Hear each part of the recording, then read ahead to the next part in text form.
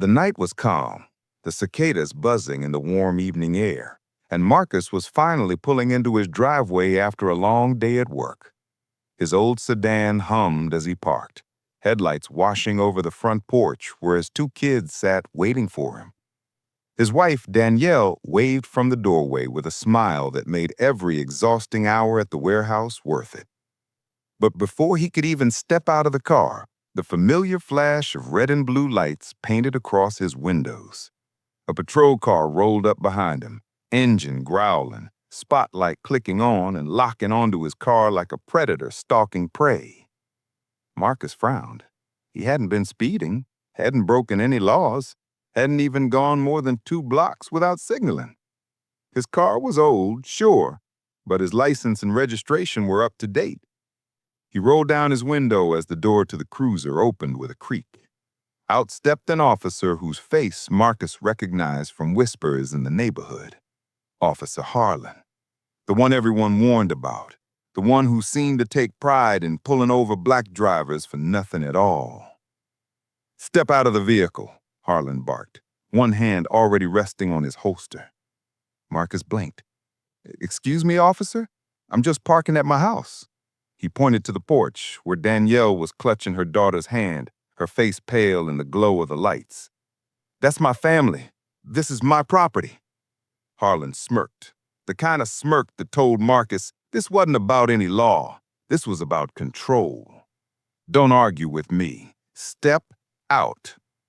Marcus felt his stomach tighten, but he knew the rules of survival too well. Keep calm, hands visible, no sudden movements. He opened the door slowly, raising his hands as he stood. "My license is in my wallet. My registration is in the glove box. You can check." "Shut your mouth," Harlan snapped, stepping closer. His boots crunched against the gravel, his shadow long and menacing in the flashing lights. "You fit the description of a suspect." Marcus' jaw clenched. He wanted to ask, what description? He wanted to demand to know why, out of every house on this street, out of every person coming home tonight, it was him being treated like a criminal. But he bit his tongue, because one wrong word could be the spark that set this powder keg off. From the porch, his son shouted, "That's my dad! Leave him alone!" Danielle pulled the boy back, whispering frantically for him to stay quiet, stay safe. Harlan's eyes flicked toward the porch and back to Marcus, and something cold settled in them. "Turn around, hands behind your back." Marcus's breath caught. "For what?" The words slipped out before he could stop them, and instantly Harlan's grip on his holster tightened. "For resisting," Harlan said, his lips curling into something that wasn't a smile. The street was silent, except for the hum of the cruiser and the pounding of Marcus's heart. He could feel his kids' eyes burning into his back, their fear like a weight pressing down on him. He could feel Danielle's desperation, her silent plea for him not to move, not to fight, not to die tonight. Marcus took a deep breath. "Officer, I live here. My kids are inside. Please, let me—" Harlan lunged forward, grabbing his arm and yanking it behind his back. Pain shot through his shoulder and he stumbled forward against the hood of his own car. His kid screamed. Danielle rushed down the steps, but Harlan shouted, "Stay back or you're next!" Neighbors' porch lights flicked on. Curtains twitched. Phones were pulled out. The neighborhood was watching now. The stage set, but Marcus was the one with his face against cold metal, wrists forced into steel. Inside, a rage built in his chest. He hadn't done anything. He was being arrested in front of his kids, treated like trash in his own driveway. The humiliation burned hotter than the ache in his arms. And deep down, something told him this wouldn't end with just handcuffs. Marcus's cheek pressed against the hood, the cool metal vibrating with every breath he forced out. Officer Harlan twisted his arm tighter, his grip merciless, almost gleeful. Danielle's voice cut through the night, high and frantic. "Please, he didn't do anything. That's my husband." Harlan's head snapped toward her, his glare venomous. "Get back inside before you catch a charge for obstruction." Danielle froze at the bottom of the steps, her daughter clinging to her leg, sobbing. Her son stood at the top of the porch, fists clenched, chest rising and falling with a fury too big for his small frame. The boy's voice cracked as he shouted, "He's not a criminal! Leave my dad alone!" Marcus shut his eyes, the words hitting him harder than the cuffs biting his skin.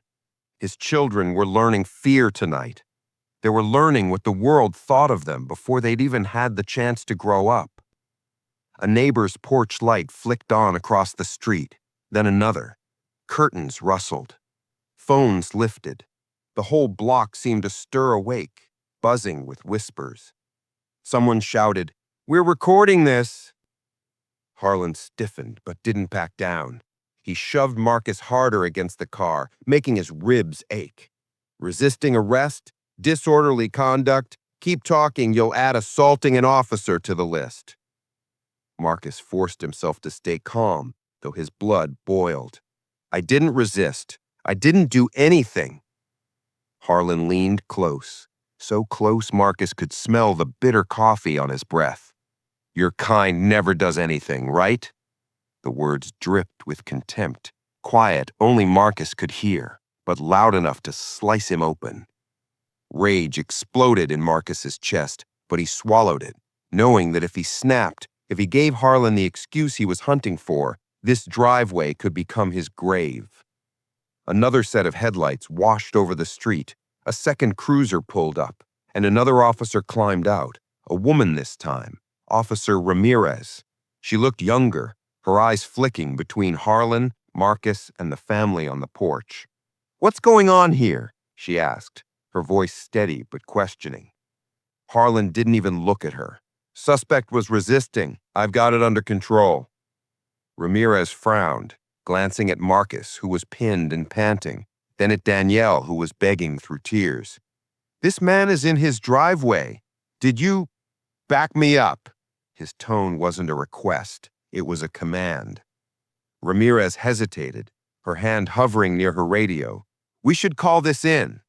Harlan's head whipped around. "I said, back me up." For a long moment, the only sound was the cicadas and Marcus's children crying. The whole neighborhood seemed to hold its breath, waiting to see which way the young officer would lean. Danielle stepped forward, trembling but fierce. "Please, officer, please. He just got home from work. He hasn't done anything wrong. Look," she held up his lunchbox, still in her hands from when he'd pulled it out of the car. "He works at the warehouse. He's just tired. He's just trying to get inside to his family." Ramirez's jaw tightened. She looked at the lunchbox, then at Marcus's weary eyes, then at the phone cameras aimed at them from every angle. But before she could speak, Harlan yanked Marcus upright by the cuffs, spinning him to face the crowd. "You think a lunchbox makes you innocent? You think just because you've got people watching you're untouchable?"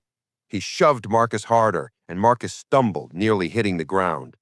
The neighbors gasped. Phones zoomed in. Someone shouted, "He's abusing him!" Marcus's son couldn't take it anymore. With a cry, he darted down the steps, sprinting toward his dad. Danielle lunged, grabbing for him, but missed by inches. "No, baby!" she screamed. The boy threw himself between Marcus and Harlan, arms outstretched. "Stop hurting my dad!" His voice cracked, but his stance was solid, his tiny body a shield. Harlan's face twisted, something dark flashing across it. He stepped forward, hand snapping down to his holster. "Get this kid out of my face before—" "Don't you dare!" Ramirez snapped, stepping forward, her hand outstretched. Her voice cut like a blade through the night. "He's a child!" For the first time, Harlan faltered, his eyes narrowing at his partner. But the crowd wasn't quiet anymore. Shouts rose louder, angrier. "He's just a kid! Put the gun away! We're recording everything!" The tension in the air was electric, buzzing with the threat of violence, with the possibility that one wrong move could shatter everything. Marcus's chest heaved as he looked at his son, standing tall and unafraid. Pride and terror warred inside him. "Son," he said softly, his voice breaking. Go back to your mom. The boy shook his head, tears streaming. Not without you. Harlan's jaw clenched. His hand stayed near his holster, his posture rigid. You've got 3 seconds to move that kid Before you what? Ramirez cut in, her voice rising. She stepped closer, squaring her shoulders. Before you shoot an unarmed man in front of his children? In front of half the neighborhood recording you? The silence that followed was deafening. Even the cicadas seemed to have stopped. Harlan's nostrils flared. His eyes darted between the cameras, the family, and his partner, who now stood firmly between him and the child. And then, slowly, his hand lifted away from his holster. But the night was far from over, because in that instant, Danielle, trembling and desperate, did something she never thought she'd have the courage to do. She pulled out her phone, lifted it high, and shouted, My name is Danielle Carter. This officer is trying to arrest my husband for nothing in our own driveway. The whole world is going to see this. The crowd roared in support. Phones clicked, screens glowed, voices rose. And for the first time, Harlan looked unsettled. Marcus felt the shift too. The power in the air was changing. But deep down, he knew men like Harlan didn't back down easily. And this night wasn't done breaking them yet. The driveway was no longer just Marcus's. It had become a stage, every eye in the neighborhood fixed on the unfolding battle. Phones glowed like lanterns in the dark, recording every heartbeat of injustice. Officer Harlan's chest heaved as he scanned the crowd, sweat glistening under the cruiser's flashing lights. He hated being challenged. He hated witnesses. But most of all, he hated losing control. Marcus stood with his son clinging to him, his wrists cuffed but his spirit unbroken. Danielle held her phone high, her voice steady despite the fear trembling in her bones. Everyone is watching you, officer. The world is going to see this. Harlan's jaw clenched so tight it looked like it might crack. His hand twitched near his belt again, then balled into a fist. He stepped forward, looming over Marcus, his shadow swallowing him whole. You think this little circus is going to save you? You think anyone cares? Marcus stared him down, his voice low but steady. Not just anyone, everyone. The crowd erupted in cheers, shouts of encouragement, a wave of energy that surged through Marcus's veins. For the first time that night, he felt less like prey and more like a man refusing to be broken. But Harlan's eyes darkened. He snapped. With a sudden roar, he shoved Marcus backward into the car, his forearm pressing against his throat. Danielle screamed, neighbors gasped. The boy cried out, but Harlan's voice thundered over them all. You want to be a hero? Let's see if you can breathe without my permission. Marcus choked, his lungs straining, his body thrashing against the weight. The steel cuffs dug into his skin, his vision blurring at the edges. But through the haze, he saw his son's terrified eyes. He saw Danielle's trembling hands, clutching the phone but ready to leap at him if she had to. He saw Ramirez, frozen for a second, torn between loyalty to her partner and the duty of justice. And then Ramirez moved. She shoved Harlan with all her weight, knocking him off Marcus. That's enough, she shouted, her voice cracking with fury. He's not resisting. He's not a criminal. You're the one breaking the law. Harlan stumbled, stunned that anyone, especially a fellow cop, would dare to defy him. His hand shot to his gun, but before he could draw, a sound split the night. Drop it! The third cruiser had arrived silently, unnoticed in the chaos, and from its open door, a sergeant stood, weapon drawn, eyes blazing. Officer Harlan, step away from that man right now. The crowd went wild, shouting, screaming, recording every second. Harlan froze, his hand inches from his holster, sweat dripping down his temple. His eyes darted to Marcus, then to Ramirez, then to the sergeant. You're making a mistake, he hissed, his voice venomous. No, Ramirez said, her voice firm now, unwavering. She stood shoulder to shoulder with Marcus, shielding him and his family. Harlan's chest rose and fell in jagged bursts. For a heartbeat, the world seemed to hold still. And then, slowly, begrudgingly, he lifted his hands away from his belt. The sergeant strode forward, gun never wavering. "You're relieved of duty, Harlan. Turn in your badge, now." Gasps rippled through the crowd. Danielle lowered her phone, tears streaming down her face as she rushed to Marcus, wrapping her arms around him and their son. Marcus sagged into her embrace, his body aching, but his heart pounding with something fierce. Survival. Harlan's face twisted in rage, humiliation burning hotter than the cruiser's lights. "Men like you, men like him," Ramirez interrupted, "are fathers, husbands, hard-working people. Men like you are the reason this city can't breathe."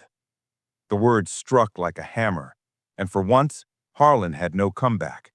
The sergeant cuffed him with the same cold steel he'd slapped on Marcus minutes before. The crowd roared in satisfaction, phones capturing the reversal. Marcus's wrists were freed, the metal falling away. He rubbed the raw skin, flexing his hands, the weight of injustice slowly lifting from his shoulders. He looked at his children, their faces tear-streaked but shining with pride, and pulled them into his arms. Danielle sobbed into his chest. "I thought I was going to lose you tonight." He kissed her forehead, his own voice breaking.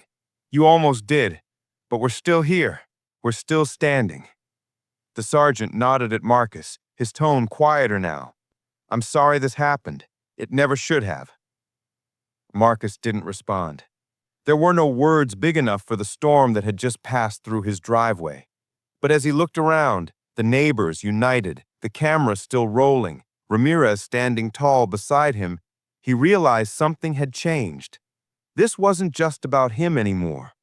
It was about every black man pulled over for no reason, every family humiliated on their own front porch, every child forced to learn too soon that safety wasn't guaranteed. Tonight, in his driveway, Marcus hadn't just survived. He had fought back, and the world had watched. As the sergeant led Harlan away, the crowd erupted again, chanting Marcus's name, chanting justice, chanting change.